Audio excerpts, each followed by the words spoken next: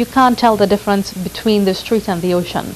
That's according to Prime Minister of the Bahamas, Hubert Minnis, as he commented on the devastation wrought by Hurricane Dorian. The most powerful storm to hit islands of the Bahamas since records began has torn roofs from buildings and caused severe flooding. The Bahamas press has reported the first Hurricane Dorian-related death, a 7-year-old boy who is believed to have drowned. His younger sister is still missing. As Krishna Russell tells us, it's going to be a long and arduous journey before some semblance of normalcy returns to the islands. Based on the mountains of accounts that we've gotten, for the most part, the island is completely devastated. It'll be a long road to recovery for Abaco, and we are now keeping our thoughts and prayers as positive as we can as Dorian now heads toward Grand Bahama, an economy that has struggled for years to basically catch itself, and one that can barely afford to be devastated by a Category 5 hurricane such as Dorian. According to Red Cross reports, as many as 13,000 homes have been severely damaged or destroyed, and extensive flooding has created an urgent need for clean water as wells become contaminated with salt water. And Ian Wallace is here to tell us more about Hurricane Dorian. Ian? Thank you, Mahalia. Well, Dorian continues to make its slow march across the northwestern Bahamas.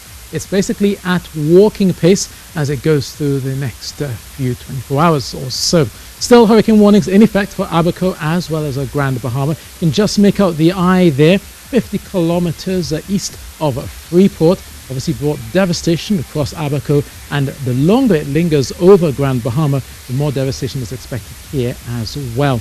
Now we can see that the rainfall amounts could well be up to 2 feet. We're looking at 700 millimeters at times, so there will be the flooding. There will also be the storm surge, which will likely be around 5, 6 meters, 7 meters in places. So obviously that's also going to be causing some high impacts across the northwestern Bahamas, which will obviously include Abaco as well as Grand Bahama. Now it seems as though that this slow-moving system, Dorian, is basically set to make a slow march towards the Florida coastline. It may well get quite close, if not brush it, as it goes through Tuesday and Wednesday.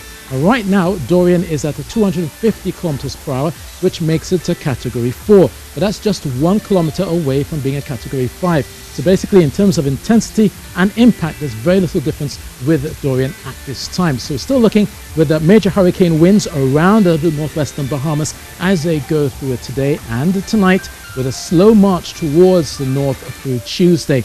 Could be seeing a Hurricane Dorian as a Category 3, still a major hurricane just towards the east of Florida, towards the north coast. But I must emphasize that this track, a slight deviation either way, and Florida could well be still seeing some of those devastating impacts that we've seen across Abaco.